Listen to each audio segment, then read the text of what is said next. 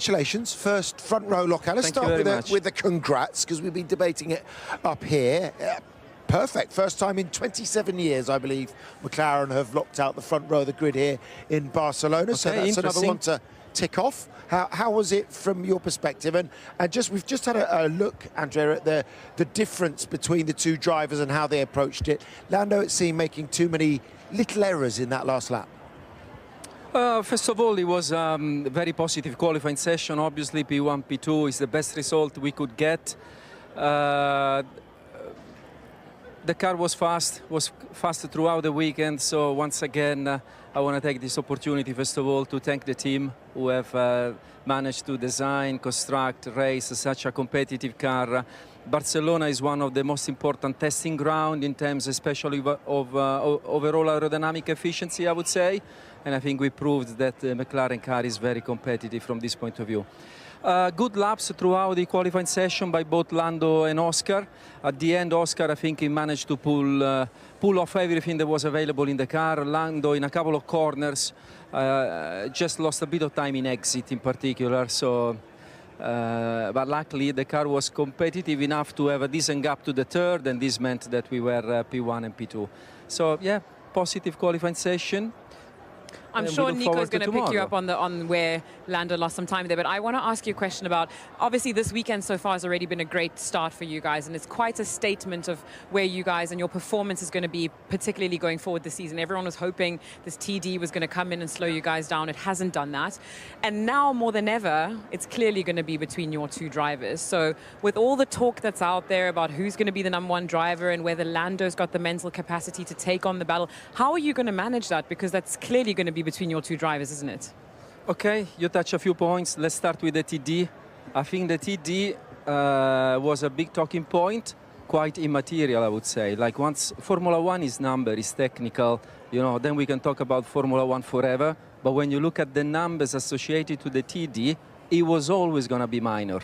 So, yeah, it entertained to have this kind of debate, but in our numbers, in our simulation, it was everything very small. So we weren't concerned from this point of view.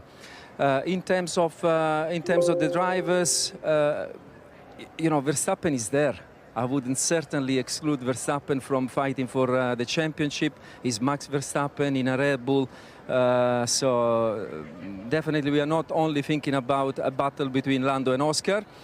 In terms of the battle itself, it's exciting. It's what Zak, myself, have worked very hard for, to be in condition to have a very competitive car with two competitive drivers and make sure at some stage that the championship becomes a matter between the two drivers. So this was always going to be our mission, our objective. I think we approached that with a very strong set of principles within which Lando and Oscar are completely engaged. So we just want to see a great battle, entertaining for F1 fans, for McLaren, and yeah, we look forward to the remainder of the season. I'm only allowed one more question, apparently, so the question would be, tomorrow going into the start, Simon is desperate to see some wheel banging between the McLaren... Wheel to wheel, Andrea. No, you took that much further. Between the McLaren cars. How have you organized that now internally? Is there like a really clear internal paper?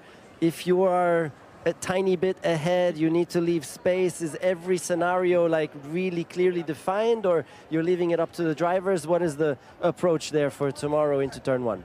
Well, you use the right word. It's called approach. We have our racing approach, which is the result of a process that with Lando and Oscar has been going on for months.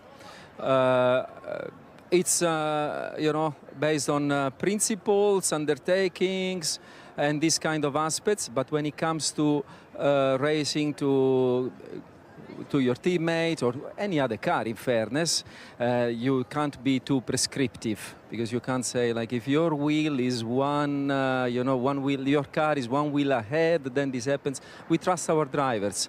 For us, this is the most important factor.